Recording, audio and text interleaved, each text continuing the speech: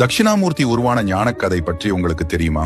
பிரம்மாவின் புத்திரர்களான சனகர், சனந்தன், சனாதனன் மற்றும் சனத்குமாரர் ஆகியோர் உலகின் மறைவுகளையும் ஆன்மாவின் உண்மையையும் உணர ஒரு ஞான குருவை நாடி சென்றார்கள். பிரம்மாவும் திருமாலும் தங்களது கடமைகளில் மூழ்கியிருந்ததனால் அவர்களின் தேடல் சிவனை நோக்கியது. நெறியில் தவறாமல் ஞானம் தேடும் அந்த சிஷ்யர்கள் உள்ளுணர்வை புரிந்த சிவபெருமான் 16 வயது சிறுவனாக ஆலமரத்தின் கீழ் தெற்கை நோக்கி மௌன நிலையில் அமர்ந்தார். அதுவே தட்சிணாமூர்த்தி அவதாரம். எந்த வார்த்தைகளும் இல்லாமல் சின் முத்திரை மூலம் அவர்களின் உள்ளத்தில் நுழைந்து ஞானத்தின் தீபத்தை ஏற்றி வைத்தார். அவர்கள் உள்ளம் அமைதியையும் ஆனந்தத்தையும் அடைந்தது. சத்திய ஞானம் பிறந்தது. ஆலமரத்தின் கீழ் தெற்கை நோக்கி அமர்ந்து அபஸ்மாரன் எனும் அறியாமையை மிதித்து 4 கைகளில் ஞான முத்திரை, நெருப்பு, ருத்ராட்சம் மற்றும் ஓலைச்சுவடி பதித்த பரம ஞான உருவமாக விளங்குகிறார் தட்சிணாமூர்த்தி. உண்மையான குரு என்பது வார்த்தைகளில் அல்ல, அனுபவத்தின் மூலம் ஞானம் தருபவர் தட்சிணாமூர்த்தி. திருச்சிற்றம்பலம்.